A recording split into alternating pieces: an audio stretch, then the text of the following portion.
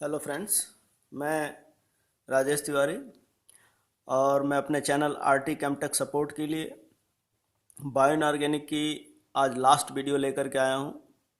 ठीक है, इससे पहले टोटल 8 वीडियोस मैं बना चुका हूँ और ऑल वीडियोस मेरी CSIR नेट केमिस्ट्री के सिलेबस से रिलेटेड है। एक्स्ट्रा कुछ भी नहीं है, बाहर का कुछ भी नहीं है। ठीक है, टू द पॉइंट बना हुआ है एकदम। और ये आपके आने वाले एग्ज़ाम में काफ़ी हेल्पफुल होगा। अगर आपको लगता है कि मेरा चैनल काफ़ी आपके लिए हेल्पफुल है तो जितने ज़्यादा से ज़्यादा हो सके इसको सब्सक्राइब करें, शेयर करें, अपने दोस्तों के बीच में पॉपुलर करें। ओके, आइए शुरू करते हैं। आज का पहला टॉपिक है विल्सन डिजीज़। ये होता क्या है देख लेते हैं। इसको मैंने लिखा हुआ है थ्योरी के फॉर्म में। It is caused by the overload of copper in the body.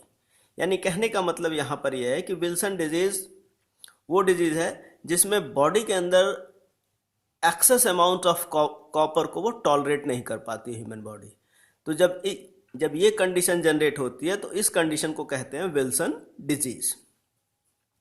If any person is suffering from a Wilson disease, have low level of copper storage protein, seroplasmin, and therefore copper cannot be tolerated even at normal level. This disease is responsible for liver disease, neurological damage, and brown or green rings in the corona of the eyes. यानी जो भी व्यक्ति इससे, जो भी person इससे सफ़र होगा, जिसको भी ये डिजीज़ होगी, उसमें वो कॉपर के लिए टॉलरेबल नहीं है। यानी उसके अंदर, उसके बॉडी में जो नॉर्मल रेंज का कॉपर है, अगर उससे भी वो भी अगर इकट्ठा हो जाता है तो भी वो उसके लिए टॉलरेबल नहीं है। और उससे कौन कौन सा एरिया सबसे ज़्यादा इफेक्टिव होगा? तो लीवर डिजीज हो सकती है, न्यूरोलॉजिकल डैमेज हो सकता है, ब्राउन और green rings in the cornea of the eyes. Many chelating ligand can be use to remove the excess copper, but best one is D penicillamine. ठीक है, इसको एक्सेस कॉपर को रिलीज करने के लिए, बॉडी से बाहर निकालने के लिए बहुत सारी डिजीज है, लेकिन जो सबसे पॉपुलर डिजीज है वो डी पेनिसिलामाइन डिजीज है, सॉरी मेडिसिन है। उसका स्ट्रक्चर यहाँ पे बना हुआ है। अब ये डिजीज क्या करते, सॉरी ये मेडिसिन क्या करता है? ये मेडिसिन आकर के कॉपर से बाइंड होता है। ठीक है, this ligand form a complex with the copper ion. ये कॉपर आयन के साथ कॉम्प्लेक्स का फॉर्मेशन कर देते हैं। ये कॉपर आयन किस फॉर्म में होते हैं? Cu plus ion and Cu2 ion in purple colour. ये इसका इंडिकेशन होता है, ये पर्पल कलर में प्रेजेंट होते हैं बॉडी के अंदर। ठीक है, इसका आइडेंटिफिकेशन अगर आपको करना हो कि कॉपर एक्सेस है तो उसका जब भी कलर का फॉर्मेशन होगा तो पर्पल कलर में होगा। And formula is Cu1 ion 8 and Cu2 ion 6 और पूरा का पूरा पेनिसिलामाइन 12। ये आकर के कॉपर के साथ बाइंड होता है। The sulphydryl group of D penicillamine affects removal of copper as a Cu first complex. यानी जब इस मेडिसिन को जो भी पर्सन विल्सन डिजीज से इफेक्टेड दी जाती है तो ये जाकर के कॉपर के साथ बाइंड करता है और कॉपर को किस फॉर्म में निकालता है? तो Cu+ आयन के फॉर्म में निकालता है। ये है कंप्लीट विल्सन डिजीज। इस पर क्वेश्चंस पूछे जाते हैं। ये कॉपर की स्टेज पर क्वेश्चन पूछे जाते हैं, कलर पर पूछे जा सकते हैं, किस फॉर्म में बाहर आता है? Cu+ आयन के फॉर्म में बाहर आता है। कौन सी मेडिसिन यूज होती है विल्सन डिजीज में? तो डी पेनिसिलामाइन यूज होती है। इसमें क्या होता है? तो इसमें एक्सेस ऑफ कॉपर को बॉडी टॉलरेट नहीं कर पाती है। ठीक है, ये हुआ आपका। नेक्स्ट है आज का लास्ट टॉपिक बायो इनऑर्गेनिक का, फोटोसिंथेसिस। ठीक है, नेक्स्ट टॉपिक है फोटोसिंथेसिस। तो इसको भी देख लेते हैं क्या होता है इसमें।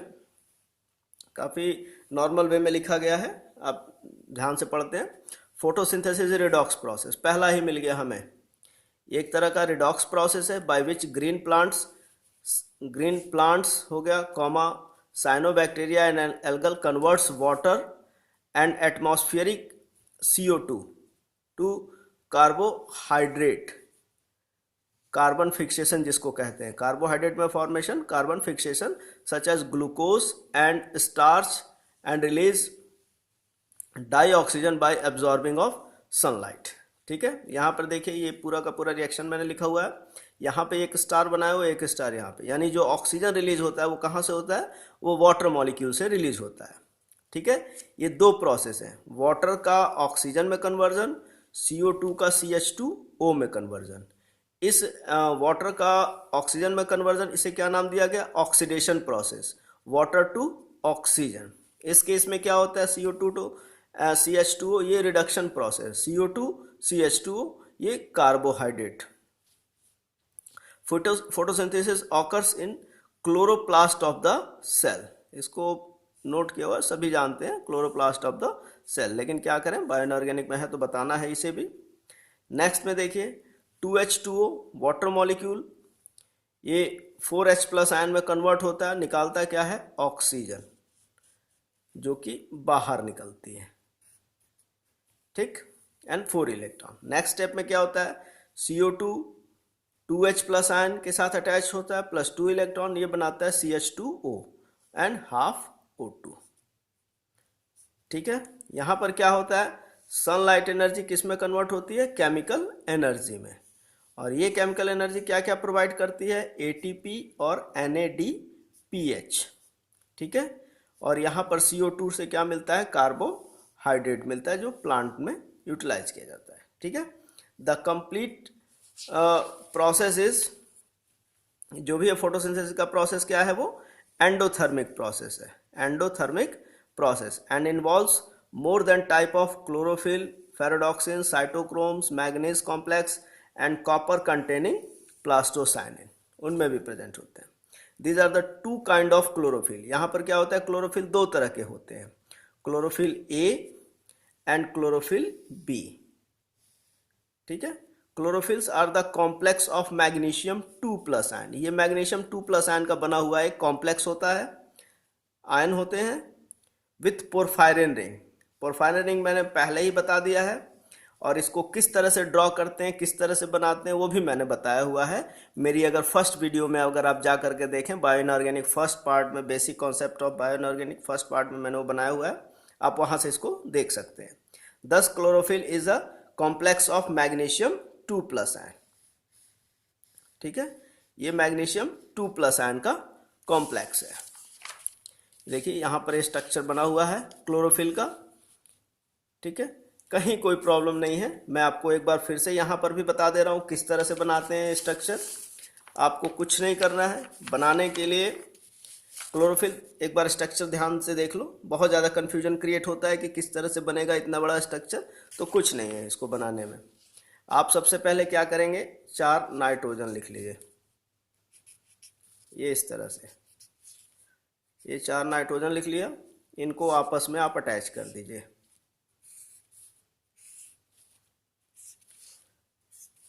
ये आपस में इनको अटैच किया,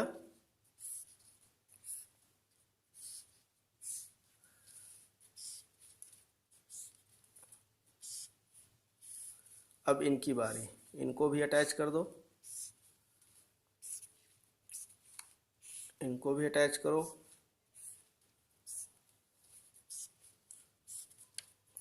ठीक, अब ये अगर हीमोग्लोबिन होता तो यहाँ पे आयरन हो जाएगा, लेकिन ये क्लोरोफिल है तो यहाँ पे मैग्नीशियम हो जाएगा। ठीक है, अब देखो जुड़ते हुए इनसे इनके बॉन्ड लगा दीजिए, पहला बॉन्ड यहाँ पर, दूसरा यहाँ पर, तीसरा, चौथा यहाँ पर, पांचवा यहाँ पर, छठा सातवां यहाँ पर, आठवां, नौवां और 10वां।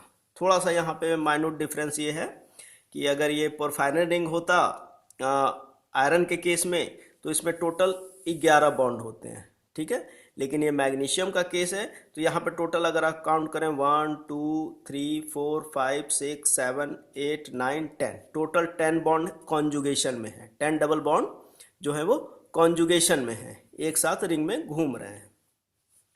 ठीक है, यहाँ पर देखिए नहीं है, यहाँ पर नाइट्रोजन के 3 बॉन्ड इस तरह से कंप्लीट करिए, यहाँ पे बॉन्ड ऑलरेडी नाइट्रोजन के पास 3 है तो यहाँ डॉटेड बना दीजिए।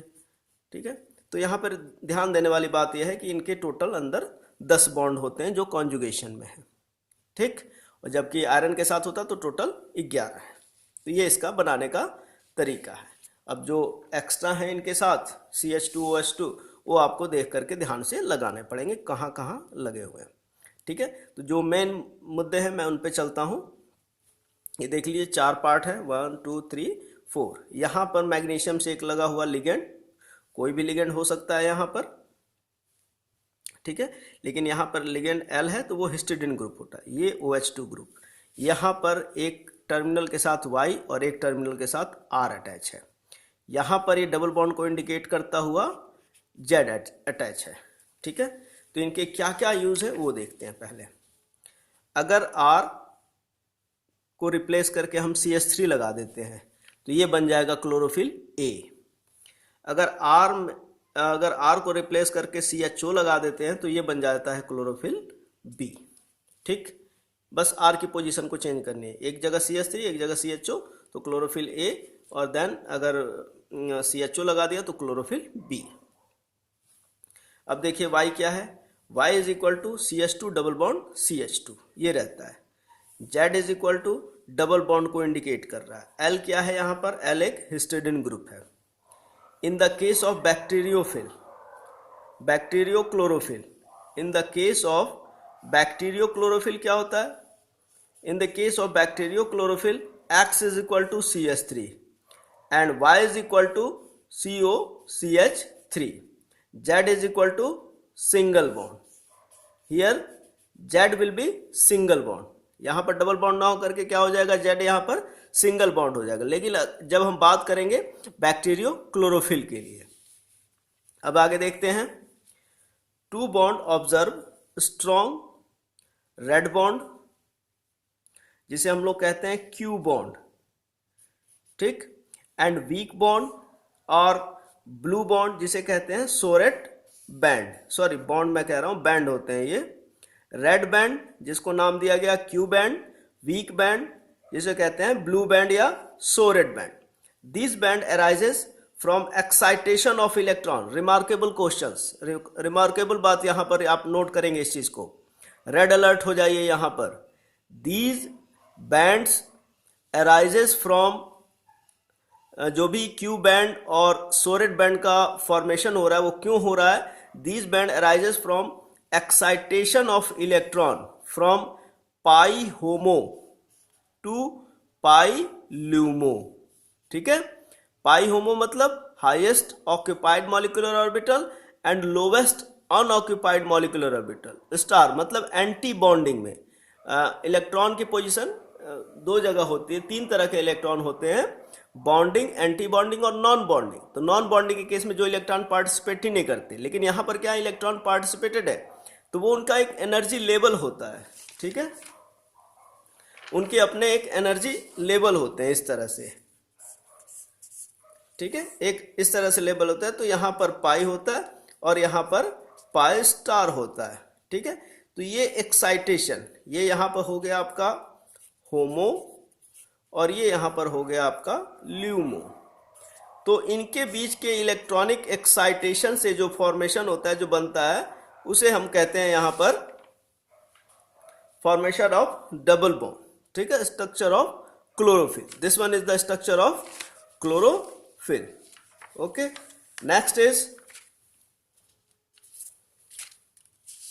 next point is 38 and after that page number 39. One thing I have forget that here, pause the video and try to understand what I have written here, and after that in the case of photosynthesis again pause the video and try to understand what I have written here, and in next one this one structure for this one, and after that now the last point, this one, the rest non-absorbing radiation between these bands are the green color of the plant leaf। यानी कहने का मतलब यहाँ पर ये है कि अगर फॉर्मेशन हो जाता है 36, 37, 38 यहाँ पर अगर क्यू बैंड है या सोरेट बैंड, दो तरह के बैंड होते हैं, क्यू बैंड और सोरेट बैंड, ये दोनों के दोनों बैंड है, ठीक है। तो जो भी लाइट इन दोनों के लिए रिस्पॉन्सिबल होगी वो ये दोनों बैंड का फॉर्मेशन कर देंगे। लेकिन कुछ लाइट ऐसी भी होती है जो इन दोनों बैंड को पे पड़ती ही नहीं है, तो नॉन ऑब्जर्विंग रेडिएशन जो होती हैं, जिसकी वजह से प्लांट हमको ग्रीन कलर में नजर आते हैं। Non observing radiation between these bands for the green colour of the plant leaf, ठीक है। Next, the function of magnesium. Magnesium क्या क्या करता है? Magnesium causes plants to be able to convert light into energy. Magnesium is the building block of the chlorophyll which makes leaves appear green. Magnesium is powerhouse behind the photosynthesis in plant. Without magnesium, chlorophyll cannot be captured sun energy needed for photosynthesis. In absence of magnesium, plant becomes to degrade the chlorophyll in the in absence of magnesium, plants यहाँ पे comma है, plants begins to degrade the chlorophyll in old leaf. अगर magnesium present नहीं होता है तो plant क्या करता है, उसे डिग्रेड करना शुरू कर देता है अपने ही प्लांट मटेरियल को, ठीक है। Magnesium binds strongly with chlorophyll and keep the macrocyclic fairly rigid so that energy not so readily dissipated by the thermal vibration, ठीक है। अगर लीव्स के अंदर मैग्नीशियम स्ट्रांगली बॉन्डेड है तो उसका डिग्रेडेशन नहीं होगा, ठीक है।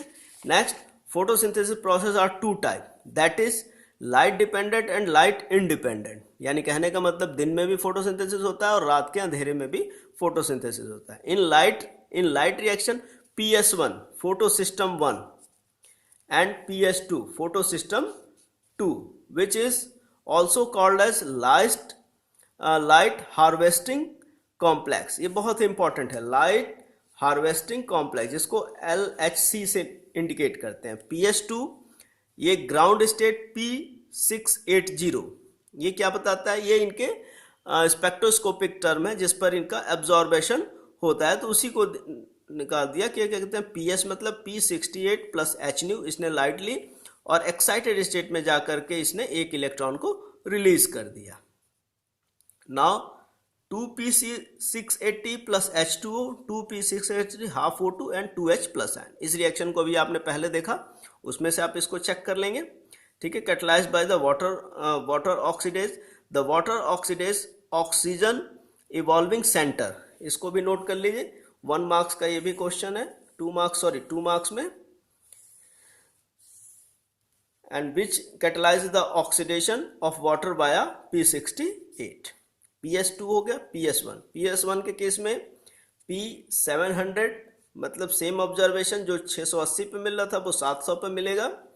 hν P70 plus N plus electron, P70 plus electron P700, sorry 70 मैंने कह दिया, P700, ठीक है।